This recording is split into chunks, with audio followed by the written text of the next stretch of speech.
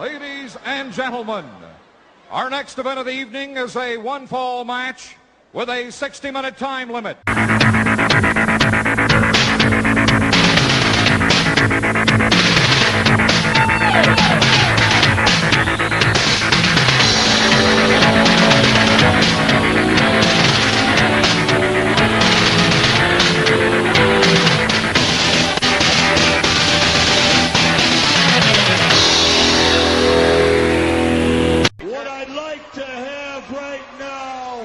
Where the big boys play. This is where the big boys play, huh? She likes it!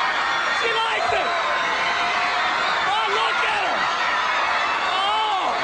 This is where the big boys play. Welcome to Where the Big Boys Play. This is part 2 of our review of the Great American Bash 1986.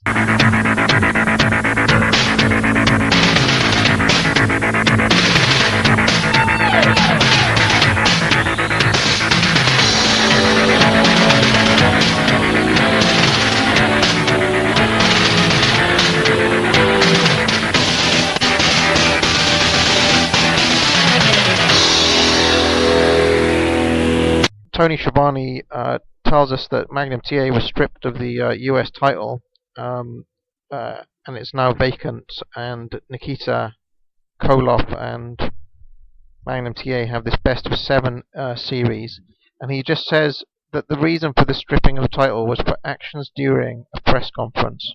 Brian, can you... Yeah, basically this is, I will preface this by saying, if I love Ron Garvin and Tully Blanchard's feud, Nikita and Magnum is my personal favorite feud of all time, this feud in 86. But without drooling on for an hour about how much I love it, basically after Starrcade ends and Magnum ended his feud with Tully, Nikita starts making charges towards Magnum. Hey, he wants a shot at the U.S. title. Their first match is actually way back January 19th at the Omni in Atlanta that ends up going to a no contest. Over the next couple of months, you get your normal fights where Magnum runs in, Nikita runs in, blah, blah, blah, the schmoz. Magnum ends up hanging Nikita, actually, with a chain in the spot we've seen Hawk do so many times lead up to their feud. But basically, as it goes on throughout the spring and summer, Nikita wants to fight Magnum on TV. Magnum accepts it. March 1st television, Magnum ends up accepting it. Looks like we're going to have a TV match of the U.S. title, but then Ivan Koloff comes back March 15th and announces that the Kremlin won't allow Nikita to wrestle Magnum on television. So they don't really give a reason for it, but this lead, Ivan basically says the Kremlin said he can't wrestle on television against Magnum. This goes on for a couple of months. As we get into May, they announce a press conference Ivan does, to announce that finally Magnum and Nikita are going to have their match on TV. Nikita also during this time had said he will not wrestle on television until he gets his match with Magnum. So also during this whole time, Nikita's not wrestling on television at all, which is kind of weird. This all leads to the famous press conference that is shown on May 31st, where during the press conference, Nikita insults Magnum TA's mother, which I guess is a no-no. Magnum attacks Nikita, jumps across the table, and a brawl ensues on there, which the NWA thinks is a no-no. During a press conference, you don't do those kind of things. Finally, Bob Geigel comes out and reprimands Magnum TA on television about conduct on becoming a champion, and Magnum basically just belts Bob Geigel on television, drops him, and because of him hitting Geigel, he is stripped of the United States Championship, and a best of 7 series is announced between these two for the United States Championship. And leading into the match that we're about to talk about here, Nikita is leading 3 matches to none as he defeated Magnum July 1st, July 9th, and July 11th as we head into this one. A couple of funny little things there that you mention. I love the idea of Mikhail Gorbachev taking time out of his busy schedule in 1986 to phone Ivan Koloff about the U.S. title. Big doing, Do not let Nikita wrestle on television until he gets his title. The other thing is that why would Bob Geigel get involved in that? Like all the different stuff we've seen at press conferences, and all the different stuff that Flair has done as champion. Like, why would he get involved in this to reprimand Magnum TA? It's the only little bit of it I don't understand. didn't make any sense to me either. I mean, he is the president of the NWA at this time, but yeah, like you said, we just talked about Ric Flair attacking people in locker rooms and rubbing their face on the floor, and Magnum just attacked Nikita at a press conference, and that was end of the world. And I don't think the idea for Geigle, kayfabe, was to strip him of the title, but then after Magnum knocked him out, he had no choice but then take it from him. So going into this match, after a brief shine segment from Magnum TA, Nikita dominates the early going. Magnum catches colour from somewhere again, and again I missed it. Chad, did you happen to see where he catches colour? I did notice on one shot afterwards, it was basically just like a kind of big punch from Nikita, and Magnum went down, and you could see him sort of cutting himself. So it was after that, and he got pretty bloody. So Nikita works this in a pretty dominant fashion. He does a one-handed slam on Magnum at one point, which makes him seem pretty powerful. He keeps throwing Magnum TA out of the ring, and Tommy Young is unhappy about this. Magnum takes some big bumps to the floor, but then Magnum gets a flash pin out of nowhere on Nikita, where Nikita is. I don't know if you can picture this, but I think Magnum is on the outside of the apron. Nikita is like trying to set him up for a suplex or something to come back in. Magnum jumps over for a sunset flip, and Nikita is holding onto the ropes, and I'm pretty sure that Tommy Young kicks Nikita's arm for the 1-2-3, and I can't understand this. That Tommy Young assists Magnum TA to the win here. I'm not happy about this. He's done that a lot. I know a lot of different NWA referees, Earl Hebner as well. A lot of times with Flair's wrestling too, I know you'll see the heel get his hand on the rope and the ref kicks it off. I'm not sure why they do it, but I'm not sure what the reasoning is. But yeah, it's almost like the ref's assisting them. But I mean, in the rules, they're allowed to hold the ropes for a 4 count or something, aren't they? And you figure if they touch the ropes, whatever's being done to them is supposed to be broken. Yeah, so I don't understand why that's so against the rules, or like enough for Tommy Young to kick his arm. Yeah, I think this is a Tommy Young thing. Of all the referees, I would say that I could think of, he's definitely the one that gets the most physical. I kind of go back and forth because I know one of his other signature spots is kind of pushing Flair down, and Flair will take a bump in their matches, and in one regards that always got a great pop from the crowd, but in another regard you kind of think about it, and should the most of the time world champion be taking a bump off a referee, and why is the referee asserting himself in that physical fashion over just an argument? It kind of it sort of reminds me of like in baseball when the managers and the umpires kind of get into each other's face and start jawing back and forth. This seems to be an NWA thing, and especially a Tommy Young thing. If Jesse was here, he'd be losing his shit. I tell you that much. If he had seen that, he wouldn't be happy. Neither would Heenan. Obviously, Tony and David Crockett don't say anything about this.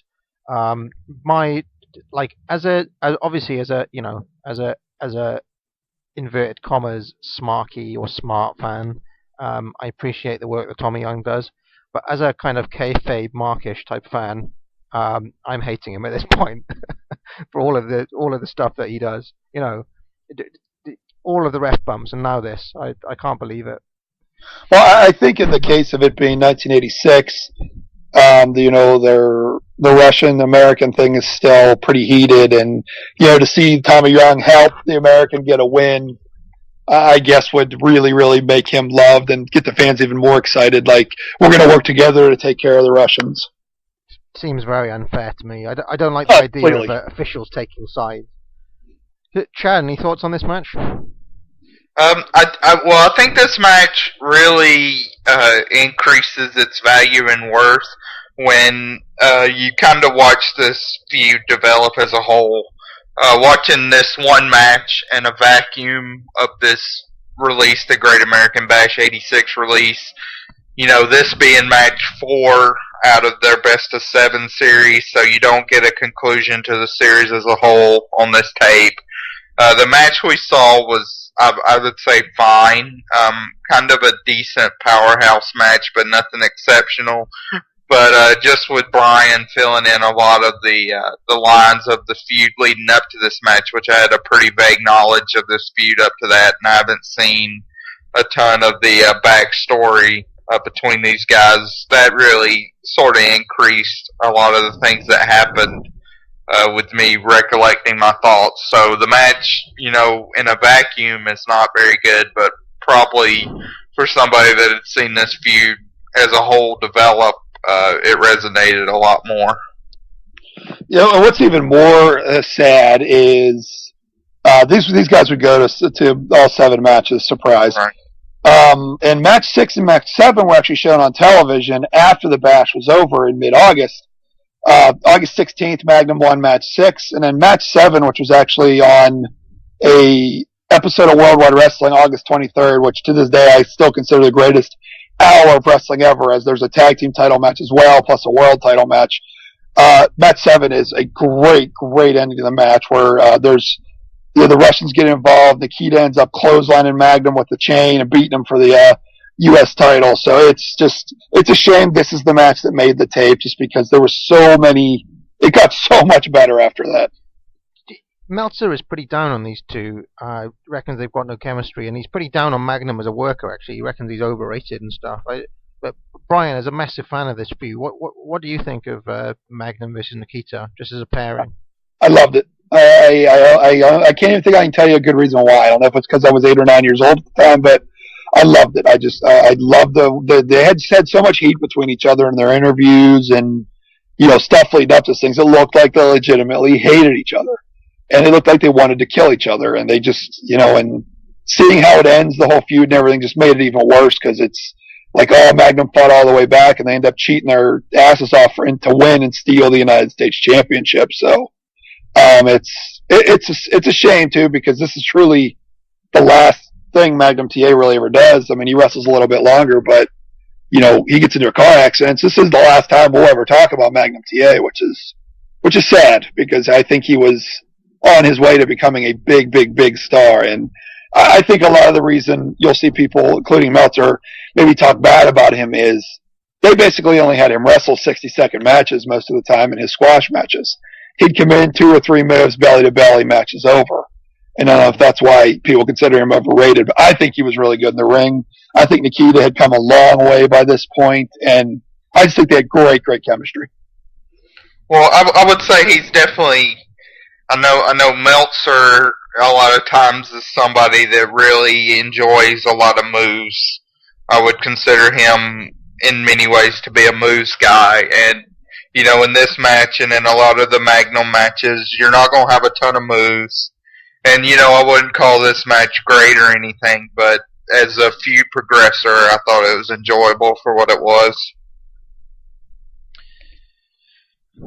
Okay, maybe, more Magnum now, because we go One from... quick thing carry on, Brian. in case anybody cares. These two would, as we said, August 23rd, television show, Nikita wins the U.S. title. They would fight one more time on television in mid-September in a 2 out of 3 falls match for the United States Championship, also on Worldwide, if anybody wants to look that match up. They had another decent match. Both guys win a fall. Third fall gets into a double DQ. Nikita keeps the title. I believe the plan was for these two to lead up to Starrcade and an I Quit match again for Magnum TA. That's what I've read somewhere, but Magnum would be in a horrible car accident in October, and his wrestling career would be over. But I guess, as I just said 5 minutes ago, we don't talk about Magnum anymore. I lied, because we're about to talk about him again right now. A shame, I guess, that he didn't get, because I guess the idea with the big blow-off would have been Magnum going over at Starrcade, right?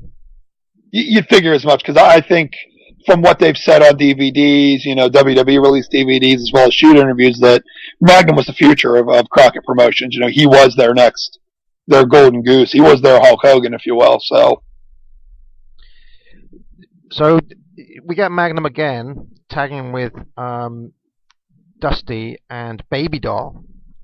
Baby Doll actually in the match against the Midnight Express and Jim Cornette, with Big Bubba Rogers in a big hat outside the ring. Big Bubba Rogers is Boss Man, for those of you who don't know.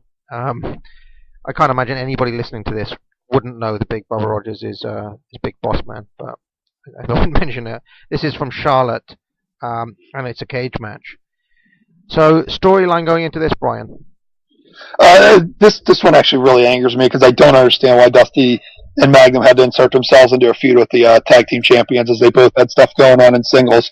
Anyway, I digress from that. The Midnight Express, of course, were the World Tag Team Champions, and they started feuding basically with America's team, Dusty Rhodes and Magnum TA. You know, they had their normal house show run, 6-mans, things like that. But the crux of this feud was really between Baby Doll and Jim Cornette, where April 26th, actually, on Worldwide Wrestling, the Midnight Express had a normal squash match, and following the match, Cornette gets on the mic, brags, and calls out Dusty and Magnum, who come out, and a huge brawl ensues. And during this brawl, Baby Doll also comes out.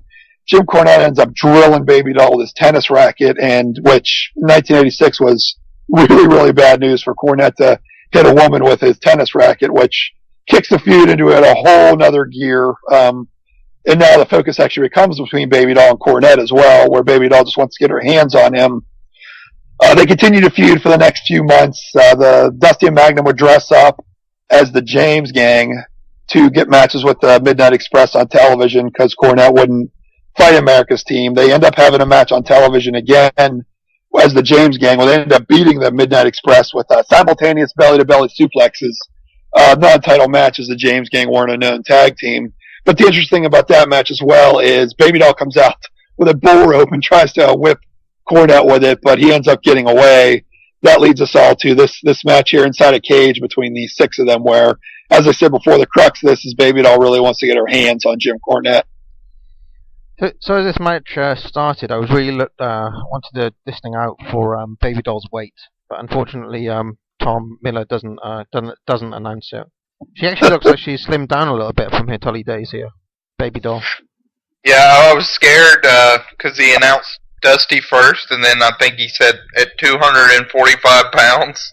And in the beginning, I was worried whether that was going to be Magnum or Baby Doll. Dusty was stealing her food. So David Crockett, as this match is starting, says, well, you know, obviously Baby Doll is a woman in this match, but you can't call that thing with the Midnight Express. You can't say that's a man, he says, of Jim Cornette. I've got to say it right now, okay? This is a 6-person match because you have Baby Doll in there. Then you have that thing over on the other side, Jim Cornette. You can't say he's a man. And I hadn't figured out what he is yet. that certainly is the oddest getup I've ever seen. It looks like a human pear. It looks like something. Now, what, whoa, here. Look at this. Is it going to be Cornette and Baby Doll to begin things? Oh, I love it. That's what the fans want to see. Look at him. He's got pads all over his body. Good arm drag by Baby Doll. And Cornette, he's wearing like this kind of all-in-one, kind of like I don't know, he's almost wearing two different all-in-ones, because he's got the all-in-one, like the Jerry Lawler style one, but he's wearing Lycra under there as well, and it's all like padded out, so he's got pads all over him. He looks fantastic in that outfit. I don't care what anybody says. He looks, I mean, it's a riot, him in there, and it fits his character perfect for what he's wearing in there. You know, that swarmy, cocky guy that runs his mouth behind his guys, spending mama's money and stuff. They put him in a ring, and he just pads himself up for it. I love it. So as this match starts, Baby Doll arm drags Bobby Eaton. It's quite a decent arm drag. You know, it's not Ricky Steamboat or anything, but good arm drag from Baby Doll. And Magnum and Eaton are the two to start out on this. When Magnum is prone on the floor, Cornette gets a sneaky tag in. He misses an elbow and then immediately tags out. He's quite funny in this match, Jim Cornette. As you can imagine, he works it as like the ultimate wimp. You know, the wimpiest of the wimpy.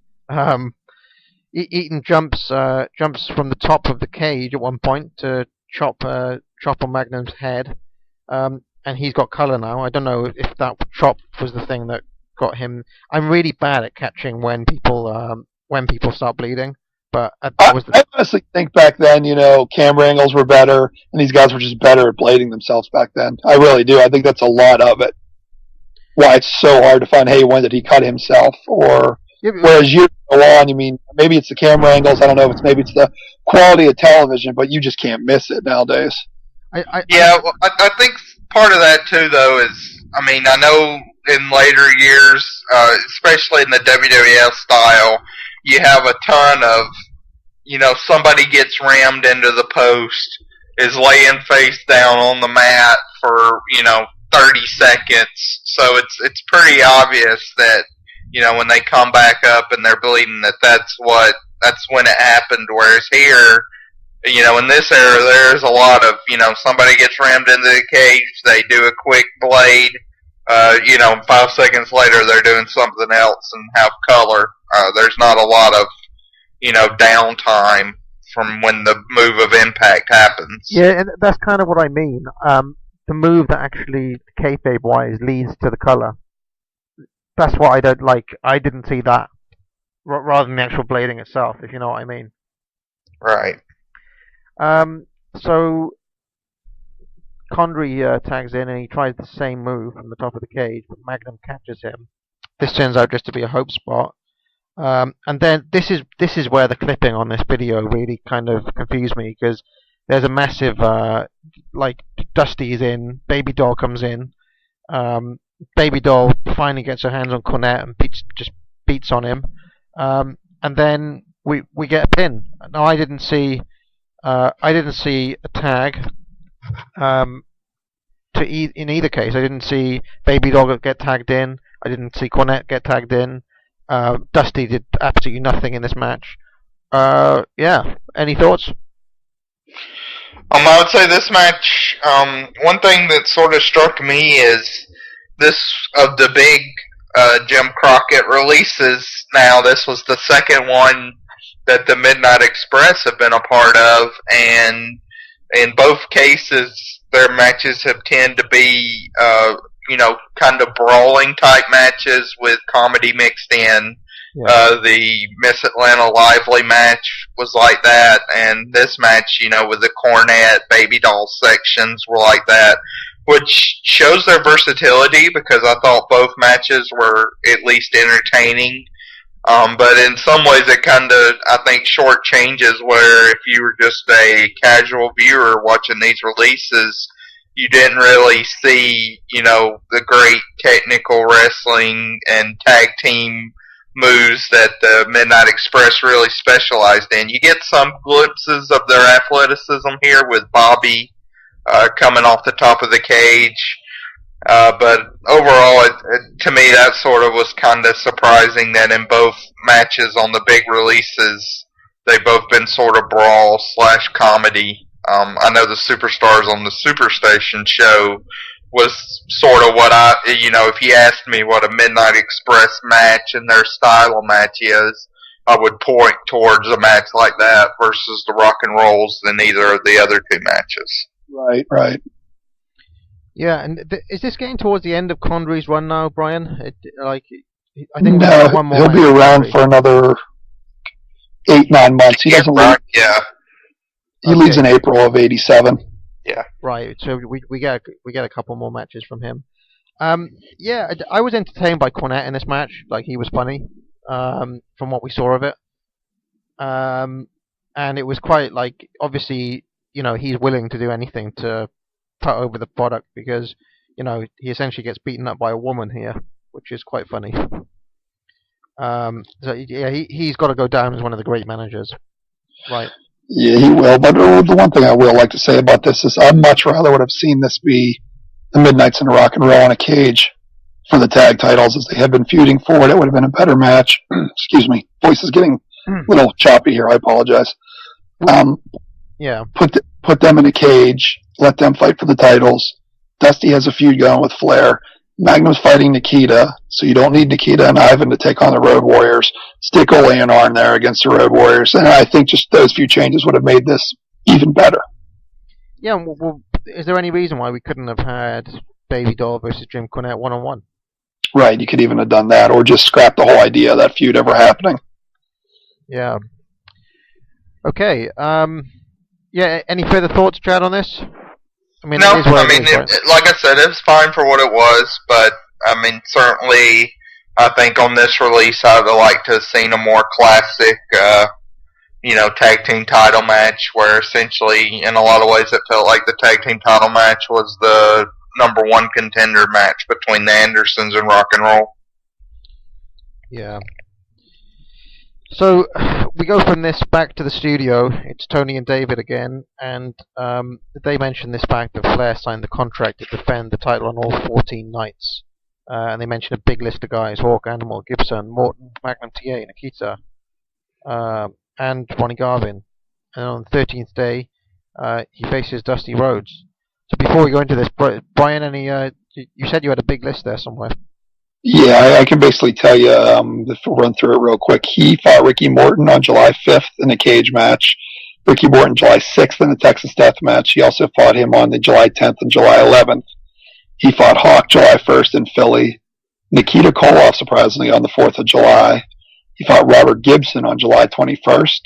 He took on Animal July 9th. He also fought Magnum TA on July 25th, which is interesting because that's during Magnum's Best of 7 series. He took a day off to fight for the world title. He fought Wahoo on July 18th. And he also fought Dusty 2 more times before the match we're about to talk about, which was July 3rd and July 12th. So heading into this, he has had quite a few title defenses as he heads into his cage match here with Dusty to finally finish off the Great American Bash Tour. I imagine on that July the 4th show against Nikita, he must have been working face. That's a good question. I don't actually know. It's almost a heel versus heel at that point. It has to be. Maybe since it was July 4th, they did a patriotic. I mean, who knows? It's possible. He could have, at the end, I guess, brought out the American flag or done something there to cue up. The other, going through that listing, first I'd have loved to have seen him versus Morton in a Texas Death Match. I think that would have been probably amazing. And then him versus Magnum, I think that's interesting that they had a match, because it did seem like that was a feud that they were definitely sort of building to, and they kind of kept them two apart for the most part in singles matches for what they thought were better things to come. Unfortunately, Magnum's accident threw away all those plans, but it's interesting they had a singles match there. So, Brian, did you have any other comments here? Basically they're getting here, finally, the big show in Greensboro in the cage for the title, and from there we get into the match. Yeah, so this is a cage match, and hold on a second. It starts out with a subdued promo from Dusty. We get first of all. They kind of take us to a clip. During this promo, he references that he's been doing all the work at the gym and running, which made me laugh a little bit. Do you think Dusty ever really did work out? I don't know what he worked out with, because whatever it was not correct way of working out. My favorite thing was during this promo, I don't know if they had a sponsorship or what, but Dusty was wearing a Red Man tobacco hat and jacket, which, looking at it through this, 2012 eyes, it's amazing. I can't imagine, John Cena doing a promo wearing like a Winston cigarette or a Marlboro jacket and hat. Maybe Dusty collected enough points to get those from the title. Yeah, that's what I was thinking, that he was probably signed up for their frequent tobacco user club something, and this was his reward. He definitely smokes the big cigars, because I've seen him on those 24/7 shows smoking a big fat cigars on those shows. So, I mean, I'm sure he probably chewed, because like the Ric Flair shoot interview that he did with High Spots, he was chewing tobacco. That was 12 hours, and he was chewing tobacco for about 10 hours of that. So I'm sure Dusty probably partook as well. Now I noticed that the belt is the big gold now, and I forgot to. Was it at the Superstar show that we did, Brian? Was it the big gold then? When did that change happen? No, that was the last time we saw the old NWA title. The big gold belt would premiere right after that on TV. And when and how did that happen? So we're talking March '86, something like this, that the big gold came in. Was it late February, early March? Yeah. Do you know if there were any reasons given for this change? Because obviously this belt is legendary. Offhand, I do not know. It just showed up one day, and they didn't even have a thing where they said, "Here's your new belt. Give us the old one." So I just showed up with it one day. I'm not sure why they decided to do it, unless it was just let's have something really obnoxious to bring out here that's huge, and I love it. But I mean, it was such a change from the traditional NWA title from before. Yeah, no, this a version of this belt is still on TV today, right? Yeah, the current world title in WWE. So we get a typical Dusty Rhodes shine sequence to start off with here. A bit of shucking and jiving, some spinning elbows, but things are still quite tentative at the start here. And I've noticed this about Dusty and Flair; they're always tentative to start off with. I guess to make it feel like more of a big match. Still, Dusty gets the best of the early going, works on Flair's arm. Flair eats the cage, begs off. He tries to win an advantage, but Dusty gets a sleeper on. Ping gets a 2. Finally, Flair gets advantage with a big gut punch, which wins Dusty. So he just hit him straight in the belly there. Dusty eats the cage twice.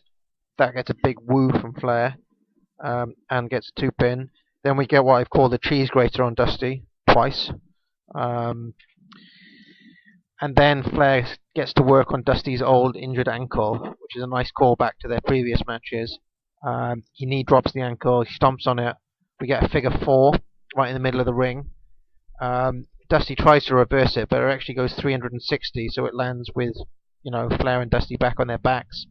But they're too close to the ropes at that point, so they break. Flair continues to punish the ankle. Dusty gets a lariat out of nowhere for 2, which triggers his big comeback. Flair tries to escape the cage, but begs off.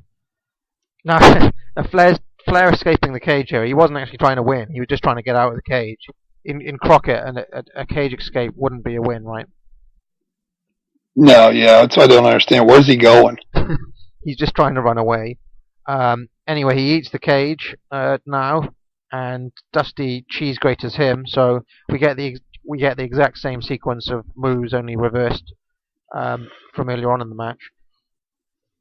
Flair tries to escape again, and we get a few brutal shots at the top where Dusty rams Flair's head into the corner of the cage, which look really nasty. Both men are really bloody by this point. More cheese grater action on Flair. Dusty applies the figure 4 himself, which gets a rope break. Then we get 7 really stiff chops to the chest, which gets a Flair flop. Black backslide gets 2. Dusty hits another lariat for 2. Flair attempts to escape the ring again, and then we get a small package from Dusty and a new NWA World Champion. 3-time champion now, Dusty Rhodes. And Tom Miller really gives this this is probably the biggest announcement he's made to date on any of these shows. He really goes wild for this, and the entire face locker room come out to celebrate. And the emotion seemed a little bit more genuine to me this time. Small package, hands, Rick, Flair, he did it! Dusty did it! Dusty Rhodes has just won the match! Dusty Rhodes, the new World Heavyweight Champion! Ladies and gentlemen, the winner and new World Heavyweight Champion, the American Dream, Dusty Rhodes! Tony, he did it! There's Baby Doll, there's Magnum! All celebrating Dusty Rhodes' win! What a moment!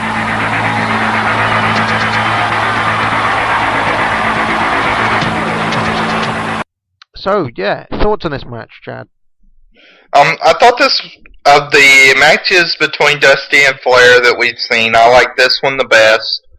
In a lot of ways, I think it had a similar structure to the Starrcade 85 match, with kind of a little bit of dancing, strutting at the beginning, a tentative start, and then Dusty getting the advantage with the exchanges. I thought the punches again in this match were thrown really stiff between each other.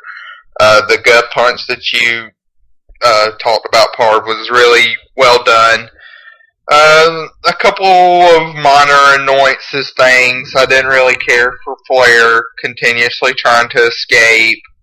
Again, the figure four was rendered pretty useless. But the ending, a lot of NWA world title changes have occurred with cradles. So we got that here. It felt like a big moment. At least it was a 100% clean finish where there could be no reversing or anything screwy going on with that.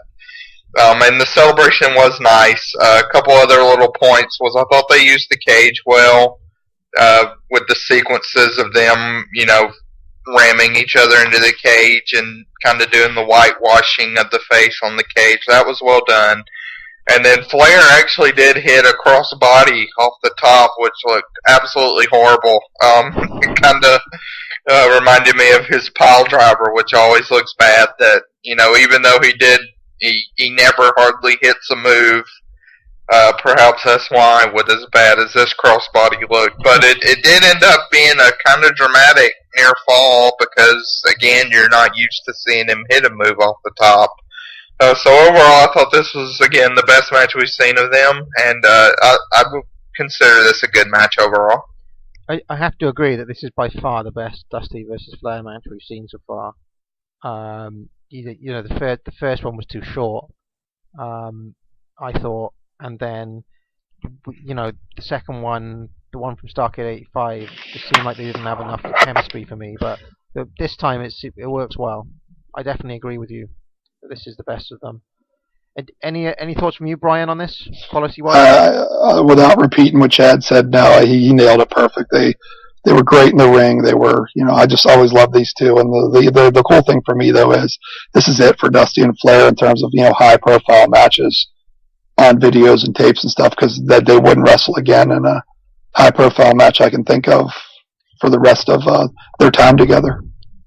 Now, Meltzer is particularly critical of the booking here. He criticizes Dusty for placating his own ego and giving himself the title win here.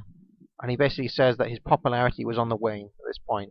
So this is a way of him boosting it. And he says Flair is wasted on a Dusty feud.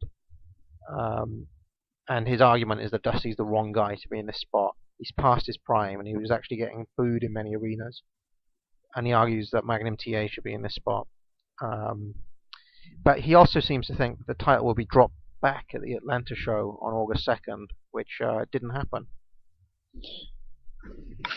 No, it definitely didn't. Dusty would win there, but it wouldn't be much longer after that. It was another 12, 13 days after that Flair would regain the title with help from our favorite heel, Tully Blanchard. Any thoughts on the booking here? Like, do you agree with Meltzer that Dusty was basically placating his own ego here, or do you think there's not? I thought about that as well, but then I kind of look around and think, who else do you put here? You don't want to take Magnum out of that best of 7 series with Nikita. That was done really, really well, and it was a hot feud. So who else can you put in this cage with Flair at the time? I can't think of anybody else. I mean, Wahoo, no. Everybody else seemed to be in a good feud at the time, so it was kind of, that's all that was left. Made sense to me. Chad, any thoughts?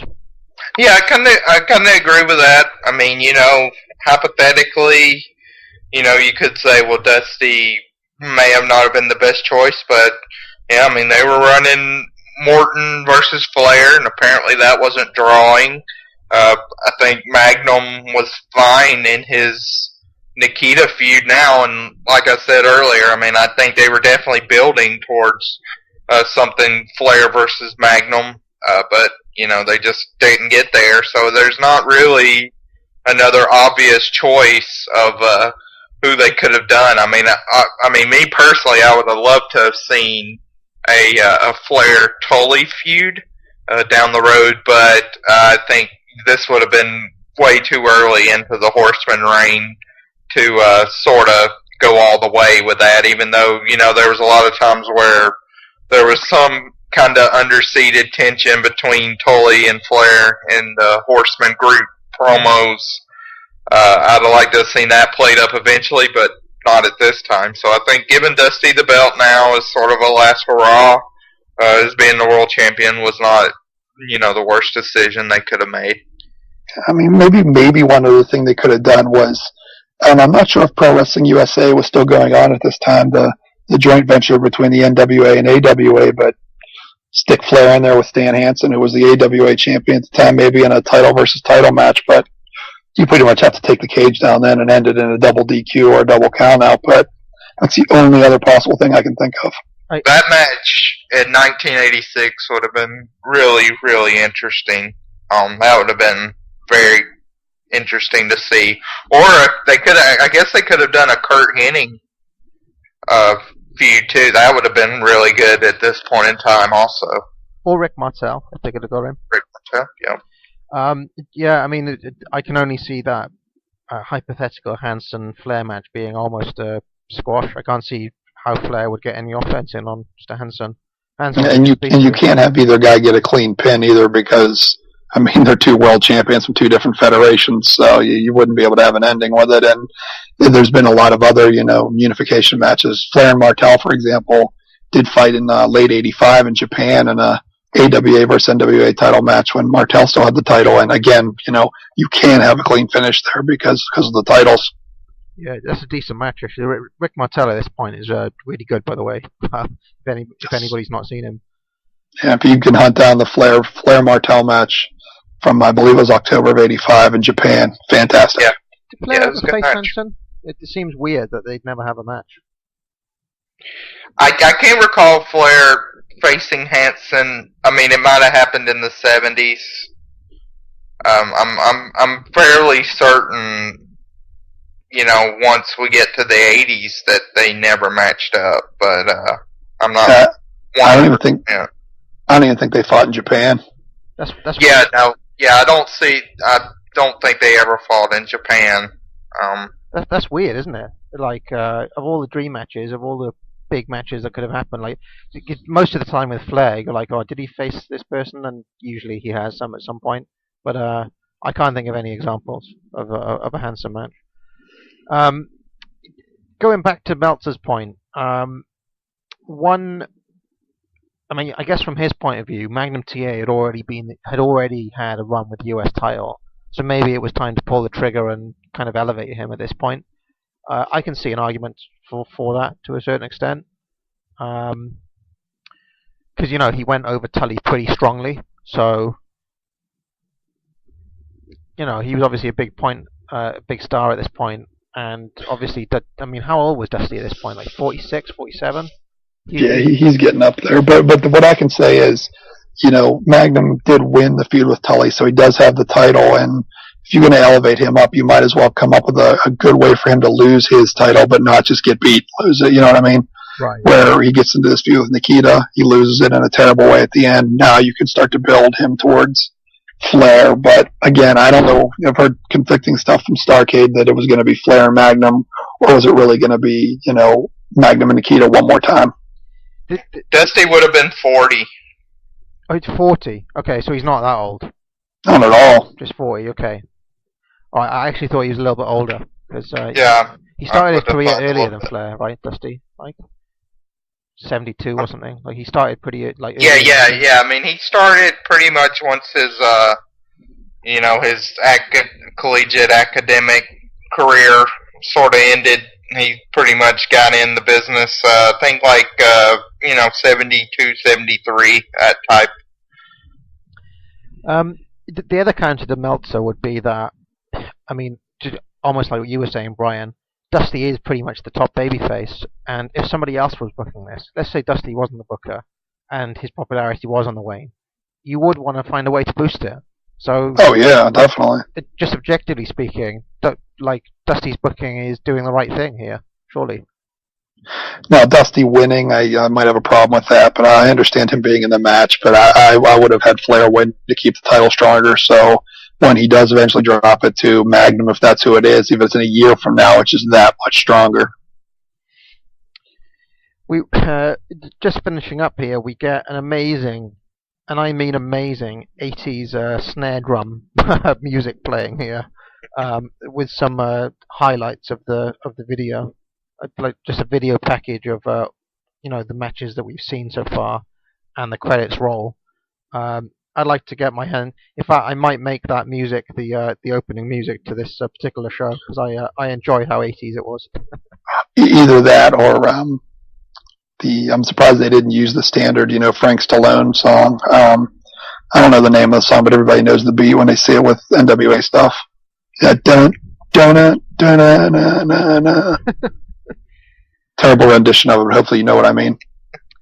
So I guess we've reached the time now. Oh yeah, before we go into that, what happens after this feud-wise, Brian, between Dusty and Flair? Is this? Yeah, Dusty wins the rematch in August. No, not this is August, but a couple days later, he wins the rematch, and then he has another match.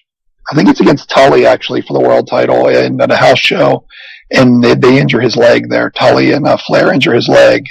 So again, when Flair faces Dusty a third time, about 10, 12 days after this, Dusty gets put in the figure 4 and passes out from the pain from the leg injury, and title goes right back to Flair, and things are like they never happened. So I don't even know why they did this, other than to placate his ego and make him a 3-time champ.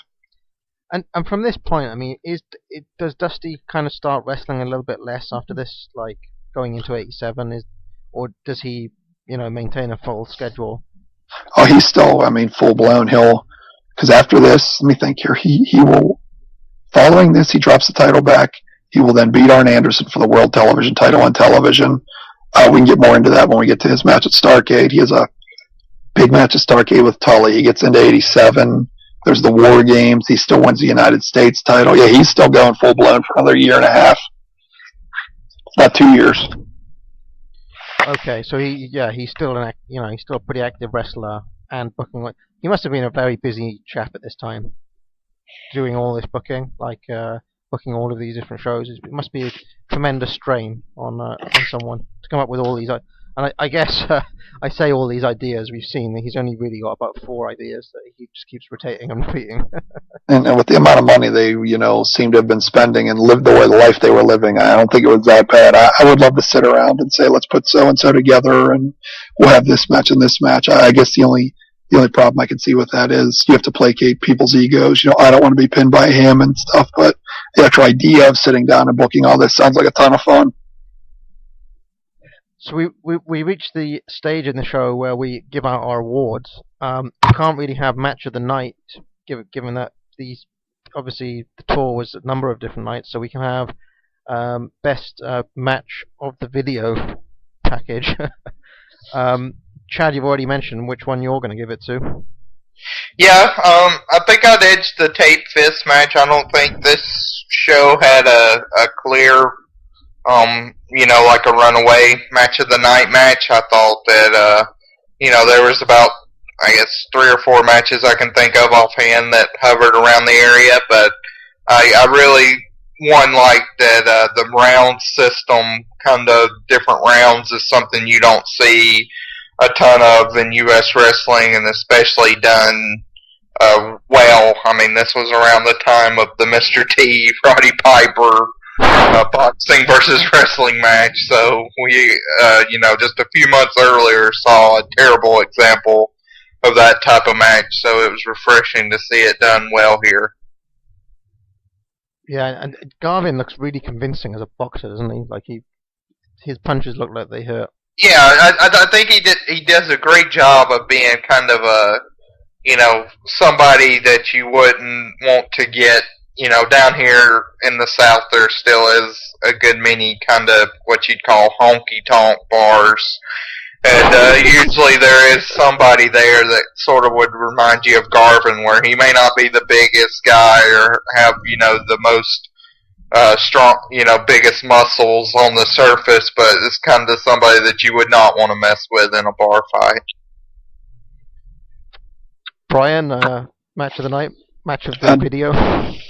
Dusty and Flair, just because it's basically the only one that's complete, and I'm a huge fan of complete matches with no clipping in them. So just by default, Dusty and Flair. Yeah, I'm gonna go with. I may go with Dusty and Flair as well, just because it was the best match we've seen from them. But I did like that Tully Garvin match as well, and I quite like the psychology of the Andersons versus the Rock and Roll Express. Right. That was the best psychology. That was a good match. No, I'm gonna give it to Garvin and Tully, just because that's a unique match, and you could ask me in 6 years, and I'll still remember watching that. With Tully laid out, and so I'll go. Sorry, Brian, I've gone with Chad on this. That's quite all right. I think my problem with the tape fist match is I try to compare it too much to their match they had on television in May, which is just one of the greatest matches. One of my personal favorites ever, and that's probably why I knocked the tape fist down a little bit. Good match, but yeah, I'll stay alone on this one. Yeah, I know we usually in a lot of these shows kind of get into it, but I would say, whenever the Crockett set happens on the Death Valley Driver message board, I would say that TV match in May will finish really high. Definitely probably a top 20 contender. Oh yeah, definitely. Yeah. I mean, I could even see it in the top 10. It's just fantastic. I haven't actually seen that yet, but I'm I have that Four Horsemen set. I think I'm approaching it. I'm around kind of February time in that set, so I'll be seeing that in the coming weeks. So when I do, I'll definitely mention it on our next show.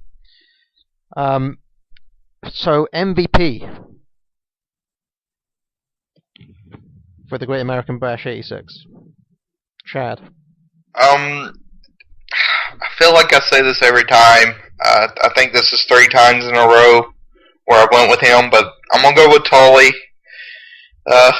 Again, I just think the way he, he's such a great heel, and the way he sell the punches, where he had different types of knockout selling, and kind of his. I always loved the sort of the where he goes down to his knees and then face first, sail off the punches. Him, not being able to lose his robe. He was really good. Helped by J.J. Dillon. Dillon was a great second in this match, but I would go with Tully overall. Brian? I think for the tape itself, Tully, for the same reasons Chad said. For the Bash, Flair, because he had to fight so many different styles over the course of that month, and make every one of them interesting, and make people want to see them. So for the tape, definitely Tully. For the whole Bash, Flair. It's hard not to give it to Tully, isn't it? Like, he seems to win it every time.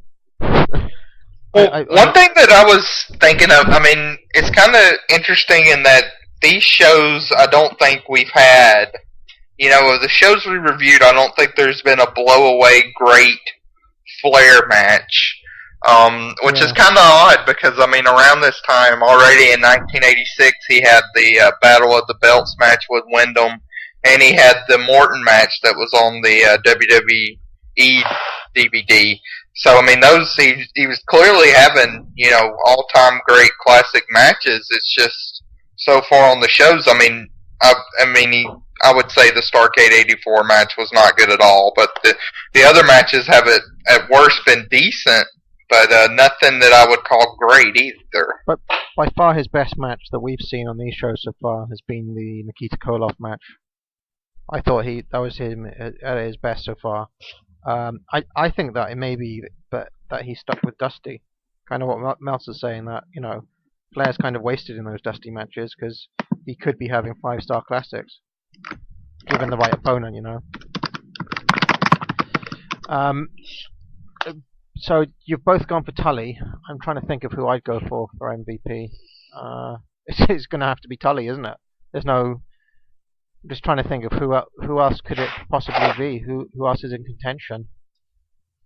Cornette, maybe.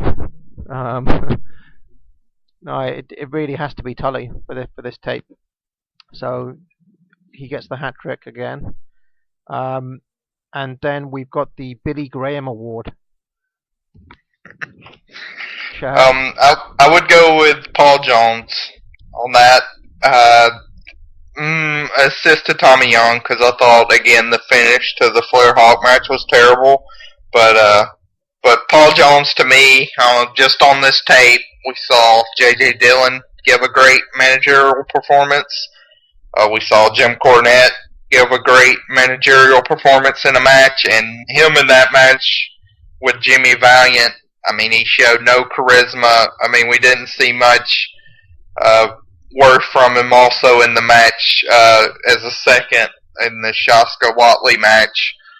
So overall, I just don't get much of appeal from him as a manager. So keeping it within the Army then, making Billy Graham proud. Of course. Brian, any... Yeah, I'm right there. Paul Jones, he's just very unentertaining to watch in the ring. Plus, from a personal view, he didn't let the Barbarian fight Jimmy Valiant, so that's strike two. I'm actually gonna break ranks here.